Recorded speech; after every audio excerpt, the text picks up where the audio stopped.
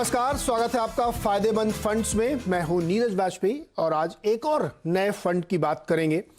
इस बाजार में जहां पे आपको बड़ी टर्बुलेंस दिख रही है, बहुत सारी खबरें आ रही हैं और ये समझ में नहीं आ रहा कि मार्केट का डायरेक्शन किधर जाएगा, ऐसे म्यूचुअल फंड एक बेहतर रास्ता होते हैं और उनमें अगर आप सही समय पे, अच्छे समय पे निवेश करें तो आपको बहुत ही बेहतरीन रिटर्न मिलते हैं। तो आज जिस फंड की हम बात करेंगे उसका नाम है एक्सिस फोकस 25 फंड। इसका मतलब ये हुआ कि एट ए टाइम 25 स्टॉक का इनका एक पोर्टफोलियो होता है जिसपे ये निवेश करते हैं और इसका जो रिटर्न है अगर आप वो देखें तो 17 से 18% का CAGR इन्होंने लगातार 3 सालों के अंदर आपको दिया है।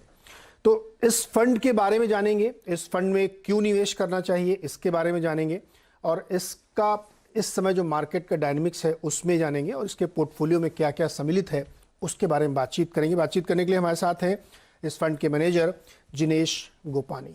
जिनेश, बहुत बहुत स्वागत है आपका CNBC आवाज पर। तो इससे पहले कि हम लोग फंड की डिटेलिंग पे जाएं, फंड को थोड़ा समझें और दर्शकों को बताएं कि ये फंड कितना बढ़िया क्यों है, पहले थोड़ा सा हम आपसे मार्केट समझना चाहते हैं कि इस वक्त जो मार्केट हमें दिख रहा है उसमें बहुत सारी क्वेश्चन मार्क लगे हुए हैं कि फेड क्या करेगा, कितना रेट हाइक करेगा, बैलेंस शीट कॉन्ट्रैक्ट कर देगा क्या, इंडिया में इन्फ्लेशन इतना बढ़ रहा है तो RBI क्या जून से शुरू कर देगा। तो इन आशंकाओं को अगर मार्केट को डिस्काउंट करना है, समझना है, तो आपकी राय क्या है? मेरे हिसाब से 3 मेट्रिक जो बहुत इंपॉर्टेंट है और इंडिया के लिए और हम जो ट्रैक कर रहे हैं is oil, inflation and currency. Oil, जैसे आपको पता है, large part of our imports of oil is from outside and we are very vulnerable अगर ऑयल प्राइसेस बहुत हाई जाते हैं तो, because that impacts the entire balance of payment situation और इन्फ्लेशनरी प्रेशर्स भी आ जाती है। So oil below $100 I think India काफी बेटर पोजीशन पे रहेगा। ऑयल अबव $100 अब अगर देखिए 110, 120, 140 रह गया और 6-7 महीना टिक गया, then I think inflationary pressures India में काफी दिखने मिलेंगे इन नेक्स्ट 3 to 6 मंथ।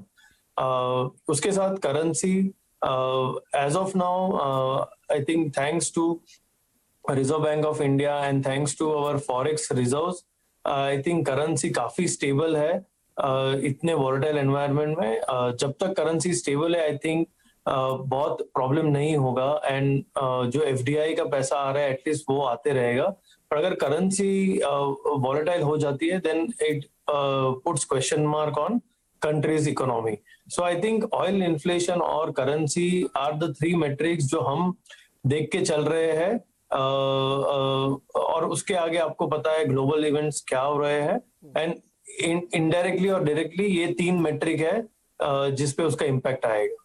तो इस पूरे फाइनेंशियल ईयर का जो नया शुरू हुआ है उसके लिए आपका आउटलुक जिगजैग वाला है या आपको लगता है कि नहीं सेकेंड हाफ के बाद एक सेकुलर ग्रोथ देखने को मिलेगी?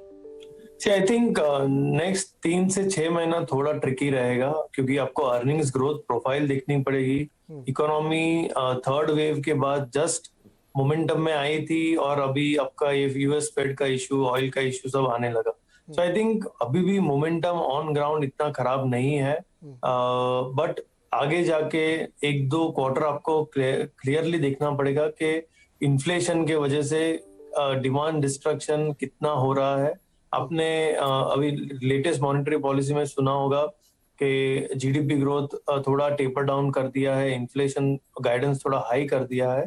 सो आई थिंक इसकी इम्पैक्ट आपको एक नेक्स्ट 3 से 6 महीने में दिखने मिलेगी। सो आई थिंक नेक्स्ट 3 से 6 महीना थोड़ा कंसोलिडेशन फेज रहेगा, थोड़ा वॉलेटाइल रहेगा।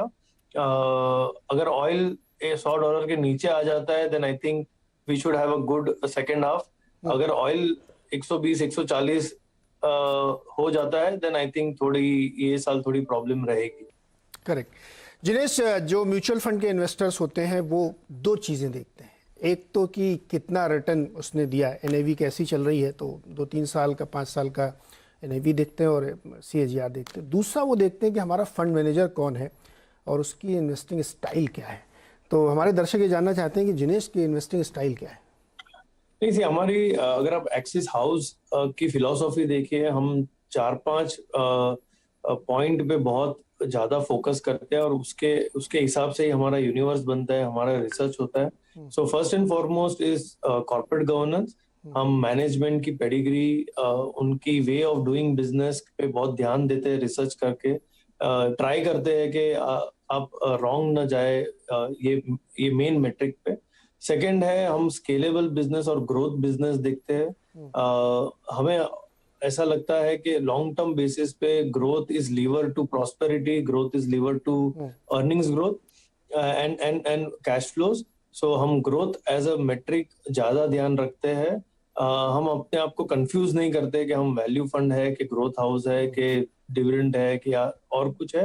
आई थिंक ग्रोथ हम लेके चल रहे हैं from a longer term point of view. और अल्टीमेटली ग्रोथ के साथ आरओई और कैश फ्लो कितनी बेस्ट हो सकती है वो कंपनी की इंडस्ट्री में, आई think that is only decided by the innovation that company makes. So I think ये 4-5 मेट्रिक है जिसके साथ हम स्क्रीन करते हैं हमारे यूनिवर्स को। There are 2000 stocks listed, but हमारा यूनिवर्स उससे काफी कम होगा एंड वो हिसाब से हम फिर डिपेंडिंग ऑन द स्ट्रेटेजी हम इन्वेस्ट करते हैं। सो फोकस 25 अगर आप क्लियरली देखिए, वो हमारे best stocks from each sector आप कह सकते हैं, रिसर्च हाउस के best stocks from the analyst view point, और that is how we invest. The idea in Focus 25 is to play multi-cap strategy and play 3-pillar approach. 50% of the portfolio आपका compounding stories पे रहेगा, जो in existence है last 15-20 साल से और आपको compounding CAGRs दे रहे हैं। 20-25% of the portfolio आप new emerging themes देखते हैं, either in form of IPO या turnaround story, एंड बैलेंस 2025 आप सिक्लिकल स्टोरीज खेलते हैं to play for next 2 years और 3 years। अगर कोई सेक्टर की साइकिल आपके अपटर्न में चल रही है तो then whether there is a good play to play around. So ये 3-pillar अप्रोच में हमने ये काम किया हुआ है लास्ट काफी सालों से, एंड हमें लगता है कि 25 स्टॉक टाइट पोर्टफोलियो है, लेकिन अगर उसे अच्छे से इन्वेस्ट किया जाए लॉन्ग टर्म के हिसाब से, देन CAGR रिटर्न जैसे आपने पहले बताया can be very decent. Jinesh, एक बड़ी इंटरेस्टिंग चीज़ मैं आपकी इस चीज़ में पढ़ रहा था कि आपने सबसे ज़्यादा फोकस ये वेटेज आपने फाइनेंशियल सर्विसेज को दे रखा है, फिर कंज्यूमर सर्विसेज को, थर्ड नंबर पे आता है IT। ये तीनों मिला के 60% से ऊपर हो जाते हैं। अब IT को माना जाता है कि प्योर ग्रोथ स्टोरी है, तो आपने उसको तीसरे नंबर पे रखा है, क्यों?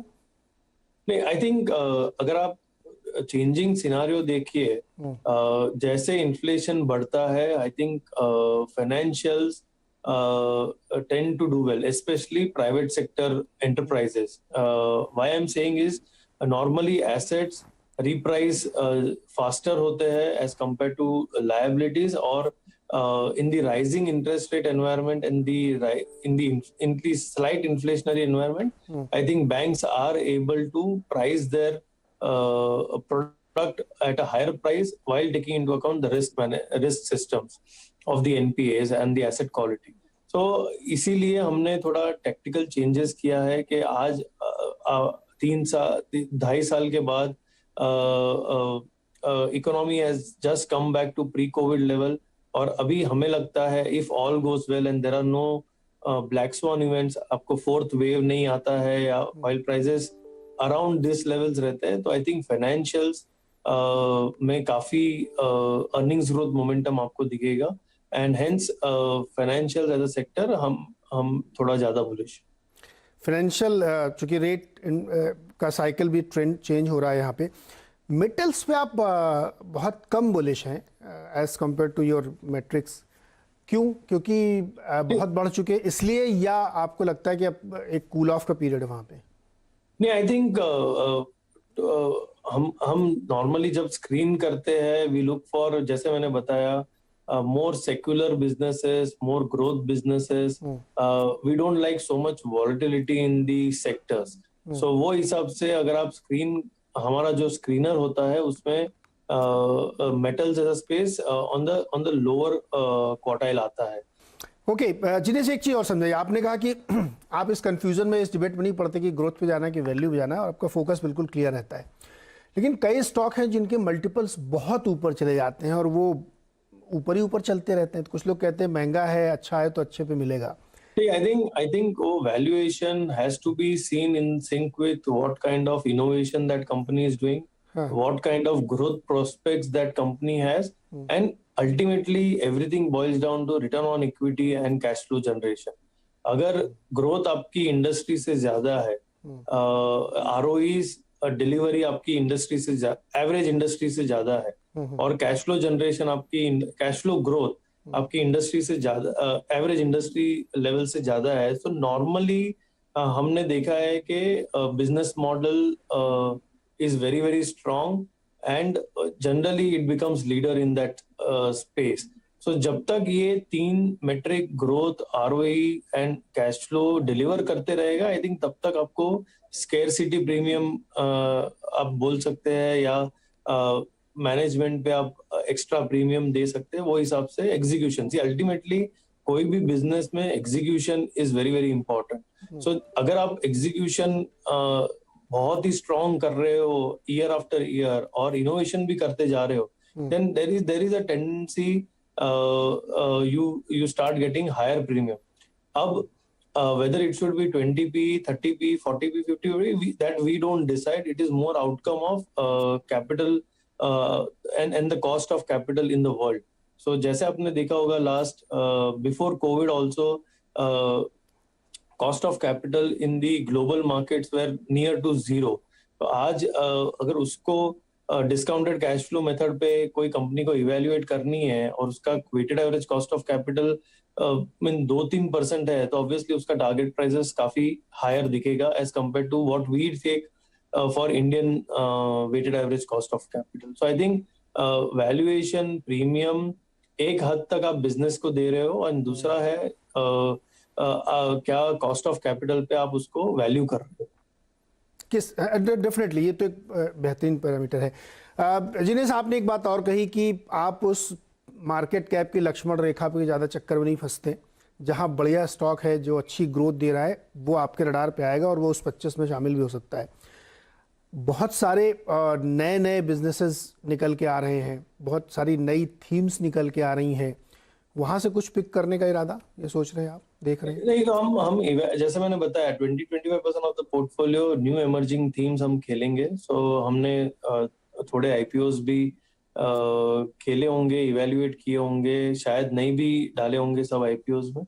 सो आई थिंक वो जो आइडिया है वो 20-25% वो पिलर हमको वही देखना है कि फ्यूचर GDP एडिशन जो हो रहा है एंड उसके वजह से जो मार्केट कैप एडिशन होगा, where which sector will get the benefit out of it. तो जस्ट एन एग्जांपल मैं देता हूं. अगर आप 12 साल पहले देखिए, फाइनेंशियल्स की वेटेज निफ्टी में 10% थी, आज उसकी वेटेज 30% प्लस हो गई है. सो पूरा जो मार्केट की मार्केट कैप ग्रोथ हुई है, I think maximum part has been done by financials. अगर आप खाली निफ्टी एज एन इंडेक्स देखिए, सो अगले 10 साल के बाद whether it will be an internet theme और whether it will be some other theme, I think that is the debate we keep on doing. We discuss ourselves and trend जो चल रहा है एंड वो हिसाब से आप कैसे उसको कैप्चर कर सकते हो. Either there is a IPO in making और कोई टर्न अराउंड स्टोरी या सेक्टर कुछ टर्न अराउंड हो रहा है. So we are more idea generation house, we are more bottom of stock pickers and हम मैक्रो थोड़ा कम देखते हैं. इंडिया में हमने देखा है कि अगर आप राइट स्टॉक्स पे इन्वेस्ट करके रखे हो तो आपकी वेल्थ क्रिएशन काफी अच्छी हो सकती है. वेल्थ क्रिएशन काफ़ी अच्छी होती है. एक छोटा सा ब्रेक लेंगे जिनेश, और लौट के आके आपसे 2 सवाल और बनते हैं. आप बहुत एक स्ट्रिक्ट टीचर लग रहे हैं मुझे कि बहुत सख्त पैरामीटर बना लिया और एकदम छोटा सा यूनिवर्स, जो फेल वो बाहर हो जाएगा. तो कैसे बाहर होते हैं और प्लस आपकी वॉच लिस्ट क्या है, क्योंकि कुछ नई थीम इमर्ज हो रही हैं अभी, वहाँ कैसे ढूंढ रहे हैं स्टॉक आप, उस पर बातचीत करेंगे बहुत ही छोटे से.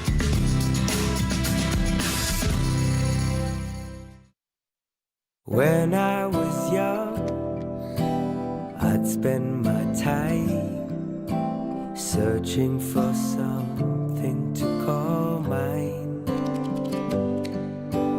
Now that I'm grown,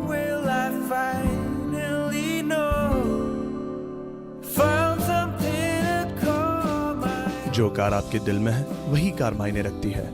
Skoda Slavia, it's all that matters. Skoda, simply clever. Performer of the month. Sir वो काफी टाइम से मेरा इंक्रीमेंट पेंडिंग। इंक्रीमेंट कहाँ भागे जा रहा है? तो सीढ़ी देख रहे हो? इस सीढ़ी के पहले पड़ाव पे हो अभी तुम, कल टॉप पे होंगे। उस कल का इंतजार करो माय बॉय रोहन। वो कल कभी नहीं आएगा दोस्त। आपकी सही कीमत समझने वाले हमेशा करते हैं सीधी बात, जैसे करता है IIFL finance. IIFL gold loan, branch में सोना दो, 5 मिनट में पैसा लो, ज्यादा लोन की रकम, झंझट सबसे कम। IIFL फाइनेंस, सीधी बात। चैंपियंस यहाँ भी बनते हैं रमी कल्चर, चैंपियंस का कल्चर। डाउनलोड कीजिए rummyculture.com से। इस गेम में वित्तीय जोखिम की संभावना शामिल है और इसकी आदत लग सकती है। कृपया जिम्मेदारी से और अपने जोखिम पर खेलें। मर्सराइज्ड कॉटन से बना Kothari vest, cool and comfortable. पसीना गॉन, हसीना on. Kothari vest briefs and socks. एक आवाज जो कभी दबती नहीं। ये वो चैनल नहीं है जहां पे शोर मचा के आप डिबेट करें। एक आवाज जो सामने लाती है असली मुद्दे। क्या अमेरिका सिर्फ बाहर से इस लड़ाई को देखता रहेगा और यूक्रेन बर्बाद होता रहेगा? एक आवाज जो सिर्फ देश को रखे आगे। क्या मार्केट को टाइम किया जा सकता है?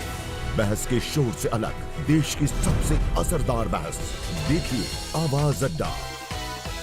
इंजीनियरिंग टॉप की, फिर MBA टॉप किया और अब मैं इंडिया की टॉप फार्मा कंपनी में काम करता हूँ। ओह, वो कंपनी, वो मेरे लिए काम करती है। अब स्टॉक्स पर टॉप कंपनीज में इन्वेस्ट कीजिए और उनको अपने लिए काम पर लगाइए। Investment in the securities market are subject to market risk. Read all the related documents carefully before investing. Presenting Steris Healthcare Private Limited. Steris, quality that you can trust. With Bob World app, we provide 225 plus services at the fingertips of our customers. Right from the cardless cash withdrawal facility to digital loans for a hassle-free, secure and seamless digital experience. It's an absolutely delightful utility which would make the users to believe that the future of banking is here. It's often said that digital is the future, but I would go on to say that Bob World is the future of digital.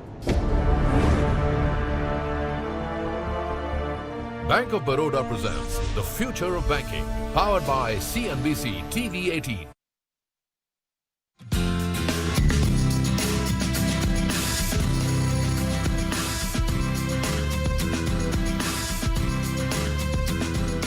स्वागत है एक बार फिर से आपका फायदेमंद funds में। और आप देख रहे हैं एक ऐसे फंड के बारे में जिसका नाम है एक्सिस फोकस 25।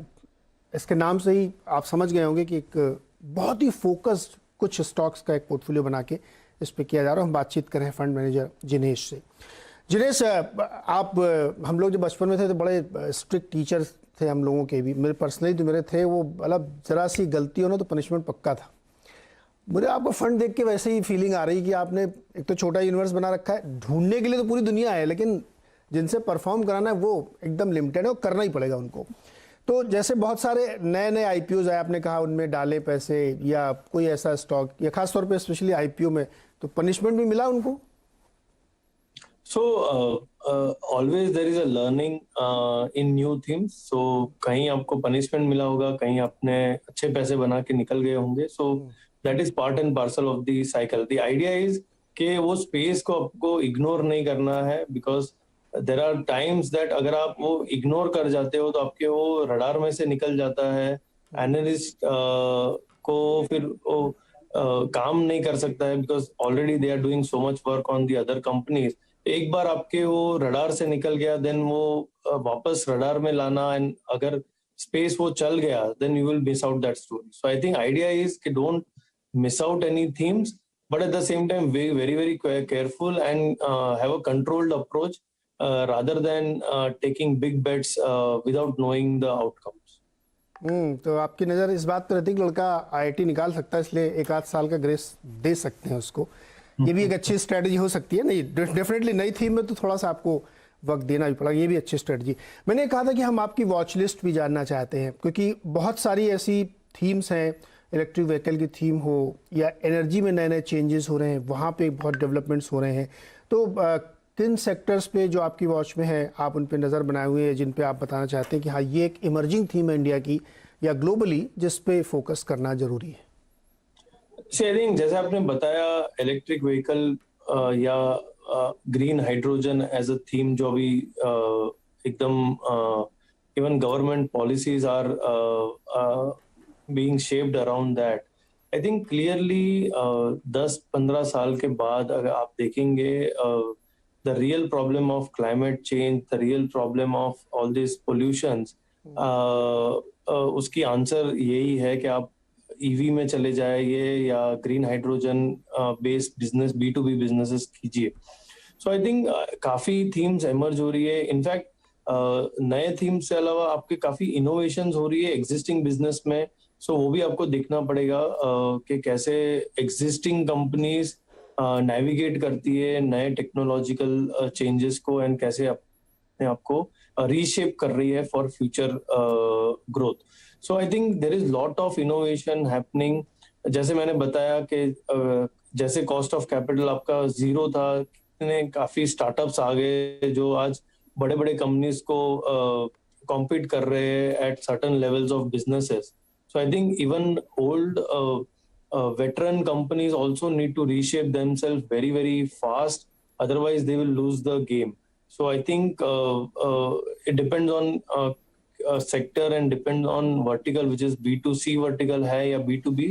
But अगर आप उसमें innovate नहीं कर रहे हैं, then clearly you will miss out the future growth opportunity. So always idea is to look for companies and the management who has vision and has ability to look through beyond next 2-3 years. Okay, Jignesh एक और last सवाल.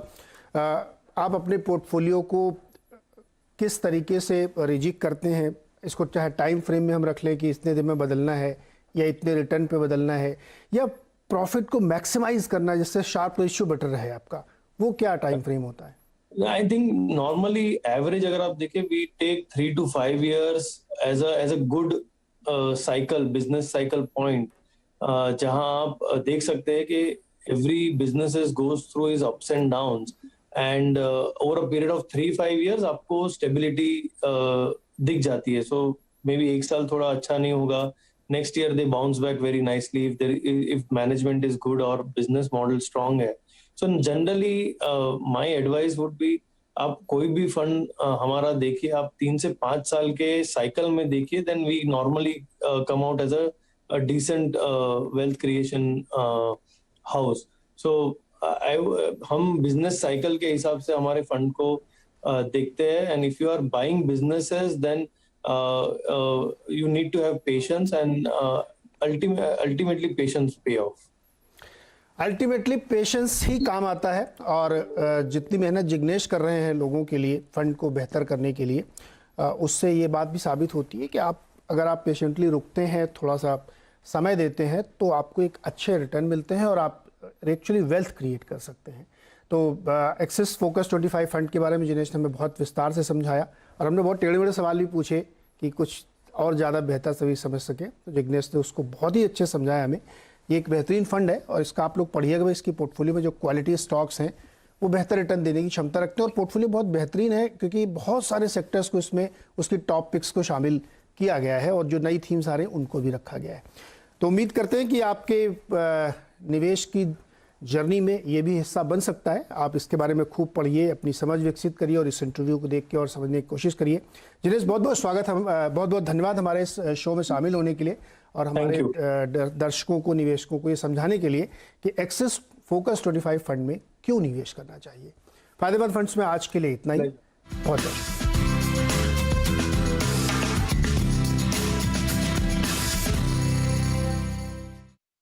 मैं हूं India के top telecom company में.